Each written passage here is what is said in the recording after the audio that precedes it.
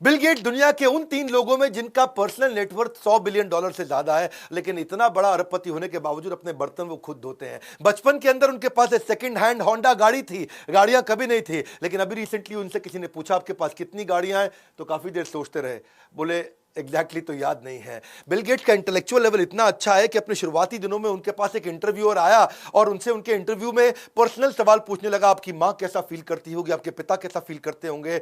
और जब उनसे ऐसे बड़े एवरेज क्वेश्चन पूछे तो उसने इतना गुस्से में उसको तो कुछ बोले नहीं, खुद को बाथरूम में जाके बंद कर लिया। अंदर इतना इरिटेट हो गए, बाथरूम से निकले नहीं जब तक बेचारे उसने माफी नहीं मांग ली ना, उस जर्नलिस्ट ने, तब तक बाहर नहीं आए। उनको एवरेज बातें पसंद नहीं, एक्सट्रीमली अपने ऊपर टफ रहते हैं, अपने एम्प्लॉयज के ऊपर भी बहुत टफ रहते हैं। और ये कहते हैं कि स्टीव जॉब्स और मेरे में एक चीज कॉमन है कि हमें हमेशा एक्सीलेंस पसंद है और अपने कॉलीग और एम्प्लॉयज जो हमारे केवल एक्सटेंशन है, वही केवल कॉलीग्स एम्प्लॉयज वही हमारे एक्सटेंशन होते हैं जो हमारे बिहाफ पे काम कर सकते हैं। उनसे हाई क्वालिटी स्टैंडर्ड का डिमांड करना, स्टीव जॉब्स भी ऐसे ही थे, ये भी ऐसे ही थे। बिल गेट्स हायरिंग के मामले में बड़े उनको क्या है कि वो कोई बहुत एक्सपीरियंस्ड आदमी नहीं चाहिए, उनको दो चीजें देखते हैं, एक उनका पैशन हो कंप्यूटर को लेके, बस कंप्यूटर पर लगा रहे, दूसरा उसको कोडिंग आनी चाहिए, ज्यादा कुछ नहीं। क्योंकि वो कहते हैं कि ज्यादा एक्सपीरियंस्ड आदमी ले लो ना तो दिक्कत है कि वो अडेप्ट करता नहीं है, और फ्रेश माइंडसेट का हो तो वो अडेप्ट कर लेता है।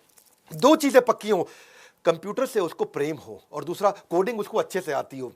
वो कहते हैं कि आलसी आदमी ढूंढ लो, आलसी आदमी को ले आओगे तो मुश्किल काम को करने का कोई आसान तरीका ढूंढ लेगा। चाइल्डहुड से इतने जीनियस थे, 15-16 घंटे रोज पढ़ा करते थे, और मां मेरी इनसे बड़ा नाराज हो जाती थी कि बिल गेट्स, जब भाई ऐसा है बिल, बच्चे बाहर जाके खेल ले, सारे बच्चे खेलते हैं, सब फिजिकल एक्टिविटी करते हैं, तू 15-15 घंटे पढ़ता है। बिल गेट्स मानते नहीं थे, उनको पढ़ने से कुछ एडिक्शन था, इतना पढ़ते थे, इतना पढ़ते थे। एक दिन मां ने सोचा इसके कमरे की बिजली उड़ा देती हूं, और कमरे की पूरी बिजली उड़ा दी, और सोचा कि अब जब मां पंखा चलेगा ना लाइट चलेगा तो बेचारा सो जाएगा। लेकिन मां तो मां होती है, आधी रात को देखने आई कि बिना पंखे के बेचारा सो कैसे रहा है पसीने में, और आके देख के हैरान हो गई कि बिल गेट्स अकेला एक कोने में पसीने से तरबतर बैठा हुआ और टॉर्च लेकर के किताब पढ़ रहा है। उस दिन मां को बहुत शर्म आई, और उस दिन मां को समझ में आया कि मेरा बेटा साधारण बच्चा नहीं है, ये एक प्रोडिजी है। प्रोडिजी मतलब सुपर जीनियस, एक ऐसा बच्चा जो कि अननेचुरली बहुत ज्यादा जीनियस हो। उसके बाद से उन्होंने कभी किताब पढ़ने के लिए उनको रोका नहीं।